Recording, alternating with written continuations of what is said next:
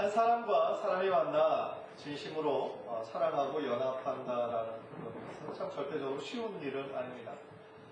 저는 이제 결혼하기 전에 결혼은 그냥 한 남자와 한 여인이 만나서 이렇게 둘이 사랑하면 모든 것이 다 이렇게 이루어지는 줄 이렇게 착각을 했습니다. 그런데 결혼을 실제적으로 준비하면서 이것은 개인과 개인의 결합이 아니라 집안과 집안의 결합이구나 라는 것을 깨달았어요. 그래서 그때 준비하면서 참 신경 써야 될 부분이 너무 많고 또 이것이 굉장히 복잡한 일임을 그때 처음으로 깨닫게 된 것입니다. 그래서 결혼을 앞두고 이게 사람들이 신경이 막 곤두서고 또 스트레스를 많이 받고 하는 이유를 그때 저도 체험한 적이 있습니다. 회사와 회사의 결합은 어떻습니까? 지금같이 정말 어려운 그런 시대에 생존하거나 아니면 더 이렇게 점프하기 위해서 인수를 하거나 합병하는 경우가 상당히 많습니다. 미국과 그 한국 내의 수많은 기업들이 지금도 계속 그런 수많은 합병들을 하고 있는데요. 머징이라고 그러죠. 하고 있는데 그 거래액의 규모가 밀리언 달러에서부터 빌리언 달러, 빌리언도 뭐 수백 빌리언 달러에 이르는 어마어마한 금액입니다. 그러니까 그 금액이 걸린 엄청난 거래이기 때문에 그 머징을 하기 전에 얼마나 철저하게 조사를 하는지 모릅니다. 그래서 그 회사에서 어떤 것이 장점이고 어떤 것이 단점이고 또 만약에 통합을 하게 되면 어떤 이득이 자기에게 더 많이 주어질 것인가를 아주 치밀하게 계산을 하죠. 사실 그렇잖아요. 이것이 뭐 돈 많은 어떤 오너들만의 결정이라기보다는 사실은 그 결정에 따라서 수많은 고용된 그 회사원들의 그 삶이 왔다 갔다 하는 문제이기 때문에 참 고려해야 될 부분이 많습니다. 그런데 회사와 회사 간의 합병 이런 큰 일을 당할 때 언제나 그 가운데 자신의 어떤 이득, 어떤 권력을 유지하려고 하는 어떤 술수, 거짓, 불의 언제나 있기 마련입니다. 나라와 나라의 통합은 어떻습니까? 방금 회사와 회사 간의 이 기업의 그 통합도 엄청난 일인데 국가와 국가 간의 일이라는 것은 우리들의 상상을 뛰어넘는 것이죠. 예를 들어서 동독과 서독이 통일을 이루었을 때 갑작스럽게 찾아온 것처럼 보이지만 사실은 수십 년 전부터 그 통일을 체계적으로 준비해 왔음을 우리는 알고 있습니다. 그래서 그 모습은 불현듯이 찾아왔지만 그 서독과 동독이 전혀 이렇게 큰 어려움 없이 잘 합쳐질 수 있었던 이유는 그 전부터 철저한 준비가 있었기 때문이죠. 지금 이제 세계에서 유일하게 분단 국가로 남아있는 그 나라가 바로 한국과 북한입니다. 이제 내년이면 분단한 지 70년이 되는 해입니다. 전혀 다른 사상, 전혀 다른 신념, 전혀 다른 정치 시스템, 경제, 구조 이렇게 너무나 상이하게 다른 두 나라가 통일 한국으로 이루기 위해서 얼마나 많은 대가와 얼마나 치밀한 준비가 필요하겠습니까? 그래서 우리가 정말 계속해서 이 통일 한국을 위해서 또 이 통일이 되었을 때 하나님께서 이루실 놀라운 일들을 우리가 바라보면서 기도로 준비하고 또 지금부터 철저하게 계획해야 됨을 우리는 알고 있습니다. 제가 지금 위에 이야기를 그리는 이유가 있습니다. 오늘 본문에 위치한 사무엘하 3장을 살펴보면 이스라엘이라는 한 나라에 지금 두 개의 왕국이 들어서고 있는 것입니다. 유다 지파를 중심으로 하는 다윗 왕국이 있고 사울의 그 아들이 왕이 된 사울 왕국이 지금 있습니다. 그래서 오늘 본문을 보면 이 두 왕국이 결정적으로 통합을 하려고 하는 아주 중요한 그런 변화의 흐름 가운데 오늘 본문이 놓여 있습니다. 그런데 그 가운데 인간이 전혀 예측하지 못한 일들이 막 발생을 하죠. 인간의 갈등, 타협, 어떤 불의, 어떤 권력, 어떤 권모술수 이러한 불의한 모습들이 얼마나 많이 드러나는지 모릅니다. 그런데 참 중요한 것은 뭐냐면 인간들이 만들어내는 이 불협화, 때로는 진흙탕처럼 보이는 이 더러운 역사들처럼 보이지만 그 가운데 하나님이 계획하신 하나님의 뜻은 계속 이루어지고 있다는 거예요.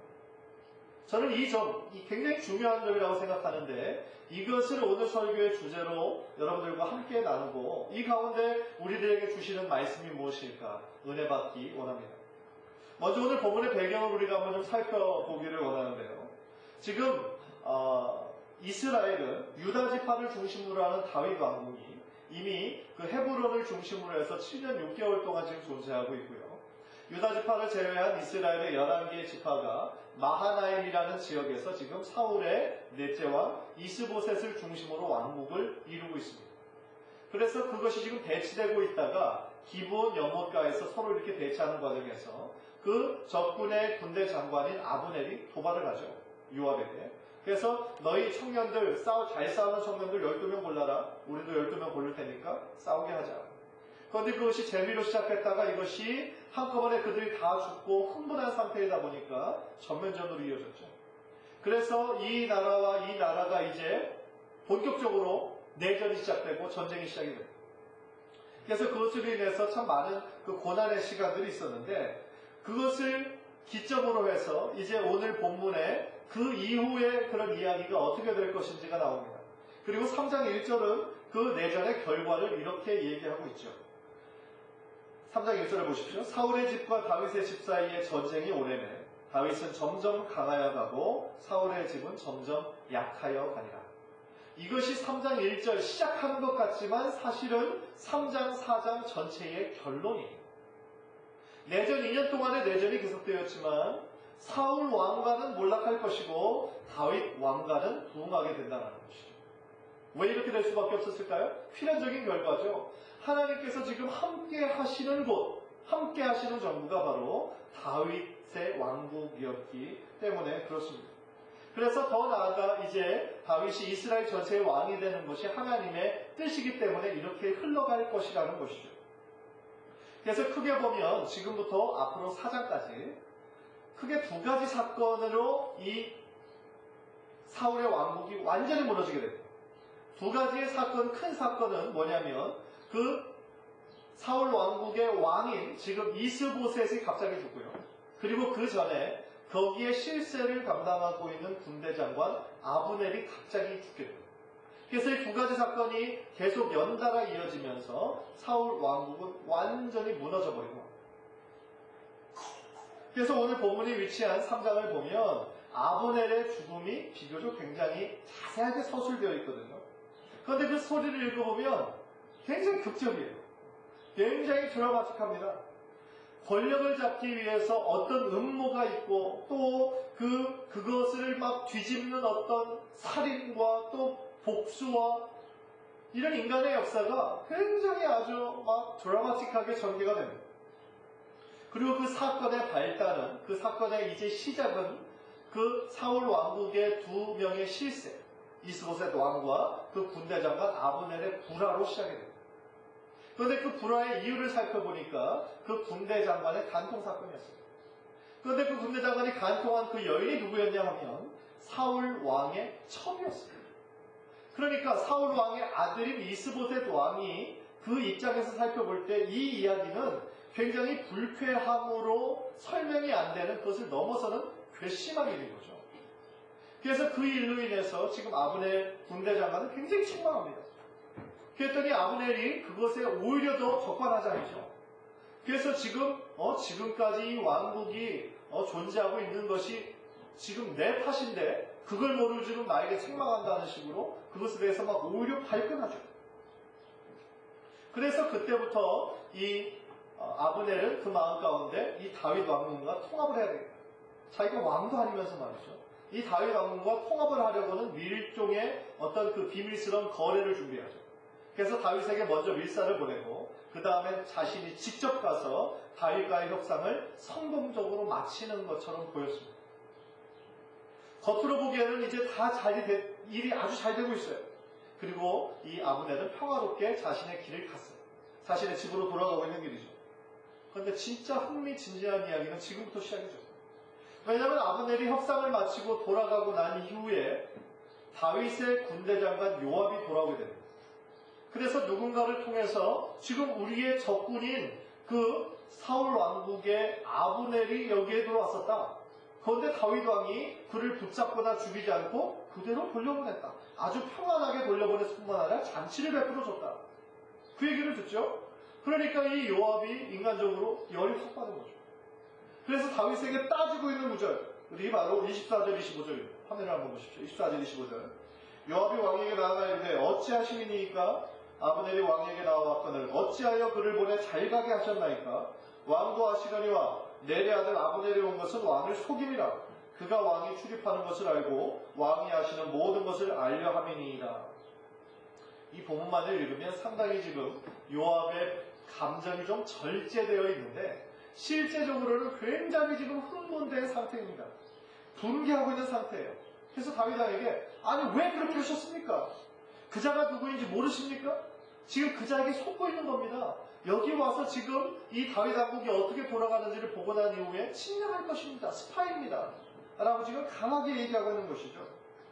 그런데 요압이 진짜 화가 난 이유가 있는 것이죠. 우리가 지난주에 우리 야야할 때 말씀을 전했던 것처럼 이 아브넬이 죽인 그 아사헬이 요압의 친동생이죠. 그러니까 아사헬 자신의 발빠름을 믿고 그 아브넬을 끝까지 막 이렇게 추적하려다가 끝내 죽임을 당한 사람이 자신의 친동생이란 말이에요. 그러니까 요압이 겉으로는 그 얘기를 안 하지만 그 속으로는 내 동생의 원수를 반드시 갚으리라. 지금 하고 있던 참에 아브넬이 왔는데 그대로 보내줬다는 것에 대해서 지금 다윗에게 막 분개하고 있는 거죠. 그래서 요압은 다윗 왕이 거기에 대한 아무런 응답이 없자 마치 다윗 왕의 뜻인 것처럼 사람을 빨리 보내서 아브넬이 머물고 있는 그 숙소에서 아브넬을 데리고 오죠. 왕이 지금 뭐 할 말이 있는데 하지 못했다. 속여가지고. 그래서 이렇게 다시 오니까 요압이 뭔가 할 말이 있는 것처럼 그를 데리고 가서 칼로 찔러 죽여버립니다.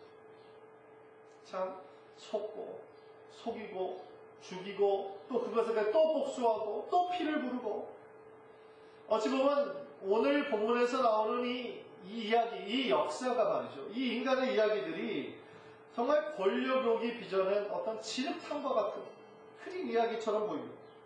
그러나 이런 장면들을 묵상하면서 첫 번째로 깨닫는 것은 뭐예요? 이런 불의한 인간의 역사 가운데서도 하나님의 뜻은 계속하여 이루어지더라는 것이죠. 즉 겉으로 볼 때는 이런 상황들이 인간적인 눈으로 볼 때 아무런 소망이 없어요. 뭐 하는 짓인가? 불의한 인간들의 욕심과 탐욕으로 빚어진 진흙탕과 같은 그런 역사처럼 보이지만 하나님의 뜻은 고요히 하나님이 원하시는 곳으로 계속하며 흐르고 있더라는 것이죠. 그렇다면 그 시대를 향한 하나님의 뜻은 무엇일까요? 그 시대를 향한 하나님의 뜻. 통일 왕국을 이루는 것이죠. 그리고 통일 왕국의 다윗이 드디어 이스라엘의 명실상부한 왕이 되는 것이죠. 하나님의 이 구속사에 있어서 다윗 왕의 위치는 굉장히 큽니다. 왜냐하면 다윗의 아브라함과 다윗의 자손으로 바로 메시아 예수 그리스도가 오시기 때문이죠. 그래서 사무엘상 사무엘하를 보면 읽어보면 다윗이 주인공인 것처럼 서술되어 있는 이유가 바로 그겁니다. 구속사적인 관점에서 볼 때 이 다윗 왕을 향한 하나님의 뜻이 이루어지는 것이 가장 중요한 것이기 때문에 그렇죠. 그래서 다윗은 사실 우리가 지금 계속하며 말씀을 전하고 있지만 2대 왕으로 기름 부음을 받기 위해서 얼마나 오랜 시간 동안 기다려야 했습니까? 그 전에 15년, 유대 왕으로 되기 전에 15년, 그리고 된 이후에 7년 6개월, 22년 6개월을 그는 기다려야 했고 고난을 참아야 했고 광야와 같은 그런 시간들을 보내야 했다라는 것이죠.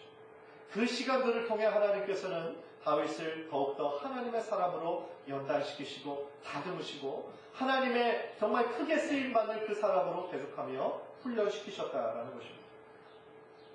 그러나 다윗 자신이 이스라엘의 2대 왕이 될 줄은 알았지만 그가 몰랐던 것이 있습니다. 뭘까요? 언제 왕이 될 것인가? 그리고 어떠한 방법으로 자신이 될 것인가? 다윗은 전혀 거기에 대해 아이디어가 없었죠. 하나님이 일하시는 방법, 그리고 하나님의 역사하시는 시간, 오직 하나님만이 아십니다. 그러나 세상 사람들은 하나님의 뜻에 관심이 없어요. 그래서 하나님의 뜻을 제외하고 자신의 뜻을 이루기에 너무나 혈안이 되어 있죠. 하나님께서 계획한 방법이 아니고 하나님께서 계획한 시간이 아니라 자신이 계획한 시간과 방법으로 자신의 어떤 뜻을 이루려고 하는 것이 바로 이 세상이라는 것입니다. 그리고 그것을 이루는 데 있어서 자신이 정말 열심히 하면, 자신이 정치적으로 그런 것들을 잘 하면 잘 이룰 수 있을 것이라고 착각하는 것이죠. 그 대표적인 예가 오늘 본문의 아브넬 아니겠습니까? 아브넬은 스스로 자신이 지금 얼마나 자기가 똑똑한 줄 압니까? 자신의 지금 정치 권력을 다 가지고 있어서 자신의 뜻대로 모든 것이 다 이루어질 거라고 생각을 한 것이죠. 그리고 자신이 할 수 있는 온갖 불의한 방법을 다 동원해서 그 기회를 잡으려고 하는 전형적인 기회주의자였습니다. 겉으로는 대의를 이루는 것처럼, 나라와 나라의 통합으로 하나님의 뜻을 이루는 것처럼 겉으로는 그렇게 이야기하지만 그 동기를 살펴보면 결국은 자기의 이득을 챙기겠다라고 하는 그러한 이기주의적인 모습이었죠. 그가 이스보셋 왕에게 하는 말을 한번 살펴볼 필요가 있습니다. 9절 10절인데요. 한번 화면을 보면서 한번 다 함께 읽겠습니다. 시작. 여호와께서 다윗에게 맹세하신 대로 내가 이루게 하지 아니하면 하나님이 아브넬에게 벌 위에 벌을 내리심이 마땅하니라.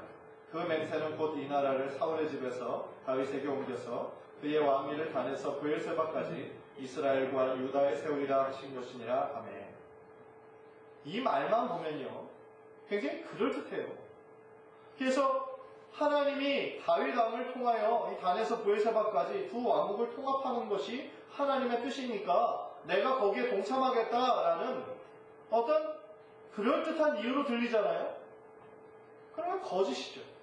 만약에 이것이 이스보셋이 믿고 있었던 신념이라고 한다면 처음부터 사울 왕이 죽은 이후에 그는 다윗 왕에게 들어갔어야 함이 마땅하죠. 그러나 사울 왕이 죽은 이후에 이스보셋은 어떻게 했습니까? 그 사울 왕의 넷째 아들, 무능력하고 아무런 정말 드러나지 않았던 그 넷째 아들을 허수아비 왕으로 세우고 자신이 모든 권력을 쥐고 있지 않았습니까? 그러니까 이 말은 거짓이라는 것이죠. 사울 왕의 친척으로서 또 군대 장관으로서 자기가 누리고 있는 모든 권력을 다 잡고 흔들다가 이제는 사울 왕의 왕가의 세력이 점점 더 약화되고 그리고 마침 또 그 이스보셋 왕과의 갈등이 시작이 되니까 그때서야 자신의 뜻대로 다윗 왕과 통합하려고 지금 단계를 부리는 것이라는 거죠. 그뿐이 아닙니다. 12절을 보십시오. 12절을 우리 화면을 보면서 다 함께 읽겠습니다. 시작. 아브넬이 자기를 대신하여 전령들을 다윗에게 보내어 이르되 이 땅이 누구의 것이니까? 이르되 당신은 나와 더불어 언약을 맺사이다. 내 손이 당신을 도와 온 이스라엘이 당신에게 돌아가게 하리이다. 이게 지금 다윗이 아브넬이 자신의 전령들을 보내서 다윗에게 한 말이에요. 이 땅이 누구의 것입니까? 이 말에는 크게 두 가지 의미가 있어요. 제가 좀 사극 버전으로, 우리 한국의 사극 버전으로 한번 해보면, 전하, 이스라엘 전체의 영토는 모두 왕의 것입니다. 이런 아부성 멘트가 조금 있고요. 그런데 그 아부성 멘트와 조금 더 어떤 뜻이 있냐면, 왕이시여, 지금 이 나라를 장악하고 있는 사람이 누구입니까? 라고 합니다. 이 왕 전체는 지금 왕의 것입니다. 라고 얘기를 했지만, 지금 이 땅을 다스리고 장악하고 있는 사람은 누구입니까? 라고 묻는 거예요. 무슨 얘기예요, 이게 지금? 자기라는 거죠. 왕은 이스보셋이지만 실제적인 권력을 잡고 있는 사람은 바로 자기라는 거예요. 이 땅이 누구의 것입니까? 그러니까 결국 이 얘기는 무슨 얘기입니까? 다윗 왕과 이 이스보셋 왕의 이 두 나라가 통합하기 위해서는 지금 나의 도움이 절대적으로 필요합니다. 그 얘기죠. 그러니까 그것을 더 나아가 내가 거기에 협조하지 않으면 그것은 이루어질 수 없습니다. 라고 하는 지극히 자기중심적이고 자기의 교만함을 드러낸 이 아브넬의 말이었다는 거예요. 참 이 말 가운데 그대로 드러나지 않습니까? 자기중심과 교만함으로 꽉 찬 기회주의자의 모습. 그것이 바로 오늘 본문의 아브넬이었다는 거예요. 그러나 그가 아무리 이렇게 정치적으로 머리가 정말 잘 돌아가고 허수아비 왕인 그 이스보셋 왕을 속이고 이제 다윗 왕과의 협약도 잘 이루어져서 이제 내 앞에는 아주 그냥 길이 활짝 열렸구나 라고 흡족한 마음으로 돌아갔을 때 자신의 계획대로 다 진행되고 있다고 생각했을 때 그것은 뭐였어요? 아브넬만의 착각이었죠. 한계였죠. 아까도 말씀드렸던 것처럼 자기 자신도 모르고 심지어 다윗 왕도 몰랐던 요압이 갑작스럽게 그를 죽이고 마는 비극이 일어나게 되는 것이죠. 여기서 깨닫는 것이 있어요. 우리 사람이요, 어떤 일을 할 때 아무리 우리가 그 계획을 철저히 하고 인간적으로 나의 모든 지혜와 경험과 모든 사람과 네트워크와 이런 걸 다 동원해서 내가 완벽하게 만들어 놓았다고 할지라도 하나님께서 허락하시지 않으면 그 일은 절대로 이루어질 수 없다는 거예요. 왜냐하면 모든 역사의 배후에는 보이지 않는 하나님의 섭리가 역사하고 있기 때문입니다. 지금 이 세상도 마찬가지입니다. 아무리 불의가 정말 이 한국, 미국이 전 세계에서 불의와 가난과 기근과 재해와 수많은 일들이 일어나고 있는 것처럼 보이지만 그 모든 역사를 주장하고 있으신 분은 우리 하나님이십니다. 하나님의 절대 주권이시거든요. 하나님이 허락하시고 용인하시지 않으면 그 어떤 일도 일어날 수 없는 일이거든요. 그래서 우리가 잘 아는 잠언 16장 9절은 이렇게 말씀하고 있습니다. 우리 한번 다 함께 화면을 보면서 읽겠습니다. 시작. 사람의 마음으로 자기 길을 계획할지라도 그의 걸음을 인도하시는 여호와시니라. 아멘. 너무나 진리인 말씀이죠. 지금 많은 교회 안에서도 하나님을 말하지만 하나님을 경외하지 않는 자들이 너무나 많아요. 하나님을 신실하게 믿는다고는 하지만 하나님을 믿는 것이 아니라 하나님의 이름을 이용만 하려고 하는 자들이 너무 많은 현실을 보면 너무나 가슴이 무너지고 너무나 가슴이 아픕니다. 나의 계획이 중요합니까? 아니면 나를 향한 하나님의 계획이 중요합니까? 말로는 하나님의 뜻이라고는 하지만 실제로는 나의 뜻이 훨씬 더 중요할 때가 우리들의 삶 가운데 너무나 많이 있다는 것이죠. 또한 하나님의 방법을 우리가 기다리는 것이 아니라 나의 방법을 고집할 때가 얼마나 많으냐는 거예요. 그러나 우리는 오늘 다시 한번 오늘 말씀을 통해 기억해야 합니다. 우리가 계획은 할 수 있지만 그것을 이루시는 분은 오직 하나님이십니다. 그것을 이루시는 시간과 그것을 이루는 방법은 오직 하나님께서 결정하십니다. 간절히 바라기는 우리 사랑하는 성도님들을 향한 하나님의 뜻이 온전히 이루어질 수 있도록 기도로 시작합니다. 주님이 인도하시는 방법을 따라 순종해 나가시는 우리 귀한 성도님들 모두 되시기를 주님의 이름으로 간절히 축원합니다. 두 번째로 깨닫는 것이 있습니다. 아브넬이 죽었다라는 소식을 듣고요, 진심으로 애도하는 이 다윗의 모습을 보면서 100마디 말보다 하나의 진실한 행동이 훨씬 낫다라는 점을 배우게 됩니다. 31절, 32절 제가 한번 읽겠습니다. 다윗이 요압과 및 자기와 함께 있는 모든 백성에게 이르되 너희는 옷을 찢고 굵은 매를 띠고 아브넬 앞에서 애도하라 하니라. 다윗 왕이 상여를 따라가 아브넬을 헤브론에 장사하고 아브넬의 무덤에서 왕이 소리를 높여 울고 백성도 다 우니라. 다윗은 정말 꿈에도 생각 못했을 거예요. 그 아브넬의 그 협약을 통해서 이 하나님의 때가 앞당겨지는구나 라고 그렇게 생각을 했던 것 같아요.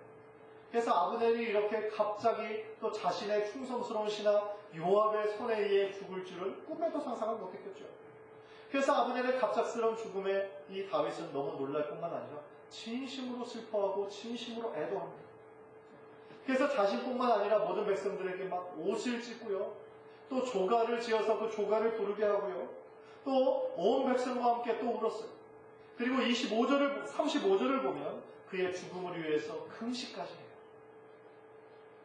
역사적으로 이런 장례 절차는 국장에 해당했다고 해요. 무슨 얘기입니까? 그 나라의 가장 중요한 사람이 죽었을 때에 국가적으로 장례를 치러주는 국장이었다는 거예요. 그런데 지금 적군의 수장인데요, 어떻게 보면 그렇게 하지 않아도 되는데 이 다윗이 정말 그 죽음에 대해서 슬퍼하고 자신만 그렇게 애도한 것이 아니라 온 백성이 함께 슬퍼하고 애도하게끔 정말 최선을 다해 배려했다는 거예요. 그리고 심지어 그 살해자인 요압까지 그 장례식에 참석하게 했다는 거죠. 그런데 조금 신기한 구절이 나와요. 36절, 37절인데요. 우리 화면을 보면서 다 함께 한번 읽을까요? 36절, 37절 시작. 온 백성이 보고 기뻐하며 왕이 무슨 일을 하든지 우리가 다 기뻐하도록 이날에야 온 백성과 온 이스라엘이 넬의 아들 아브넬을 죽인 것이 왕이 한 것이 아닌 줄 아니라. 이게 무슨 얘기입니까?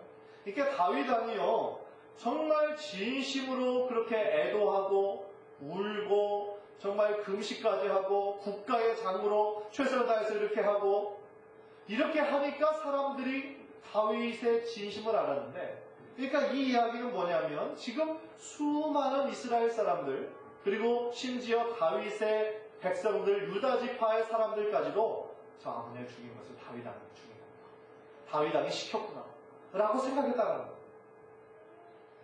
그러니까 어떻게 보면 이 다윗이 맞을 수 있는 엄청난 정치적인 위기가 될 수 있었어요. 그러니까 지금 그 적군에서는 지금 군대 장관이었어요. 최고 실세였어요. 그런데 이 나라에 와서 갑자기 죽었어요. 그러니까 그 나라에서 생각할 때는 너무나 당연하게 그렇게 생각을 하겠죠. 아, 다윗이 이렇게 불러가지고 몰래 죽였구나.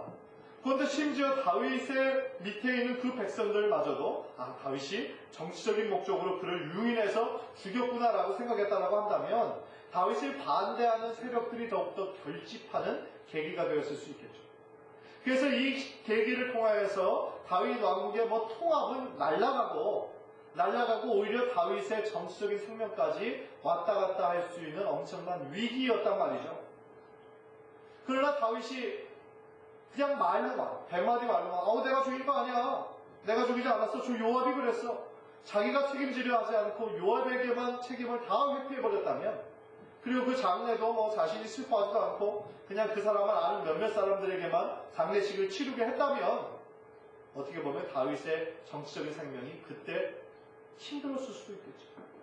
그러나 그 아브넬의 죽음을 말로 자기가 죽이지 않았다라고 해명한 것이 아니라 진심으로 그의 죽음을 슬퍼하고 애도하고 애가를 불러서 함께 암송하게 하고 심지어 금식하고 이런 모습들을 통해 볼 때에 수많은 이스라엘 백성들, 적국의 백성들까지도 그 다윗을 믿게 되고 다윗을 더욱더 신뢰하게 되었다는 것이죠.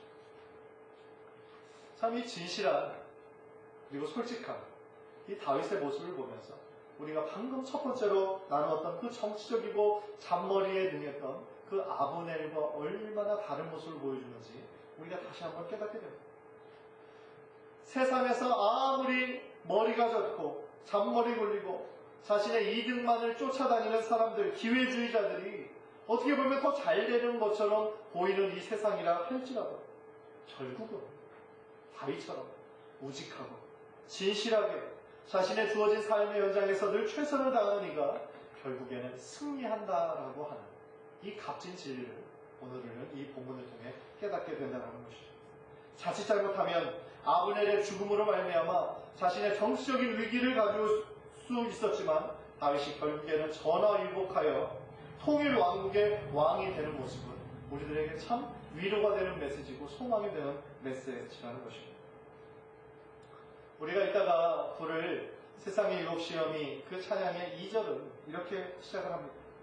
거짓과 속임수로 가득 찬 이 세상에서 어디로 갈지 몰라 머뭇거리고 있네. 공중의 권세 잡은 자 우리들을 실패와 절망으로 넘어뜨리려 해. 정말 그렇지 않습니까? 우리가 살고 있는 이 세상을 보면요, 정말 아브넬과 같은 그런 기회주의자들이 더욱더 잘되고 형통하는 것처럼 보일 때가 한두 번이 아닙니다. 세상의 방법대로 적당히 타협하고 적당히 거짓말하고 불의하게 사는 것이 세상 사람들의 어떤 잘 사는 정석인 것처럼 느낄 때가 있습니다. 정직하고 진실하게 사는 것, 바보처럼 보일 때가 많다는 것이죠. 그러나 기억해야 하는 것은 우리는 성도죠. 우리는 하나님의 자녀들입니다. 비록 세상 가운데 살아가지만 세상에 속한 사람들이 아니라 하나님께 속한 사람들이라는 것이죠. 세상의 법을 따라 살아가는 자들이 아니라 하나님의 법을 따라 살아가는 사람이 바로 우리들 성도의 자세인 것입니다. 세상은 인정하지 않는다 할지라도 하나님이 인정하시는 길을 선택해야 되지 않겠습니까? 그리고 하나님이 인정하는 길을 우리가 선택하였을 때 결국은 이 다윗을 하나님께서 들어 승리케 해주신 것처럼 우리들도 우리들의 손을 하나님께서 들어주시고 하나님께서 기뻐하시는 가장 형통함의 길로, 축복의 길로 여러분들 한 사람 한 사람 인도하실 줄 믿습니다.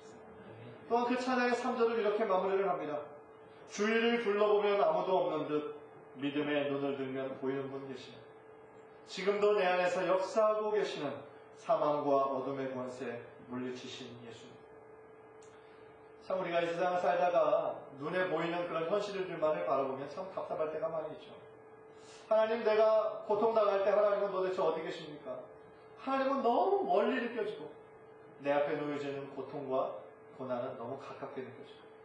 하나님 나와 함께 언제나 계시다고 하는데 왜 내 마음은 하나님이 느껴지지가 않나? 그럴 때 있잖아요. 솔직한 마음으로 우리들의 삶 가운데 그런 순간이 있습니다. 그러나 중요한 것은 하나님은 감정과 느낌에 상관없이 여러분들과 함께 늘 함께하고 계시다는 것입니다. 과거에도 그러셨고 지금도 함께 하시고 우리들의 어떤 상황에도 하나님은 절대로 여러분들 포기하지 않으시고 여러분들을 붙잡으신다라고 하는 사실입니다. 감정과 느낌이 중요한 것이 아니라 주님이 내 안에 계시다라고 합니다. 주님이 내 안에서 계속하며 역사하고 계시다라는 신앙의 고백과 확신이 중요하다는 것입니다. 신앙생활은 우리들의 감정과 느낌에 연연하는 것이 아니에요. 우리들의 모든 상황과 감정에 상관없이 하나님을 믿고 신뢰하는 것. 그것이 바로 우리들의 올바른 신앙인 줄 믿습니다. 간절히 바라는 빌립보서 1장 6절의 말씀처럼 너희 속에 착한 일을 시작하신 이가 그리스도 예수의 날까지 이루실 줄을 확신하노라. 그렇게 사도 바울이 확신했던 거죠. 지금도 여러분들 한 사람 한 사람을 향한 하나님의 선한 뜻이 지금도 이루고 계심을 믿으십시오. 그리고 그 뜻을 하나님께서 하나님의 시간에 반드시 이루실 것을 여러분들 믿고 확신하며 나아갈 때에 결국 다윗을 들어 하나님의 선하신 역사를 이루었던 것처럼 바로 여러분들 한 분 한 분의 삶을 들어 하나님의 역사를 이루실 줄 믿습니다. 간절히 바라기는 여러분들 모두가 하나님의 역사에 동참하는 역사의 주인공들 모두 되시기를 주님의 이름으로 간절히 축원합니다. 기도하겠습니다.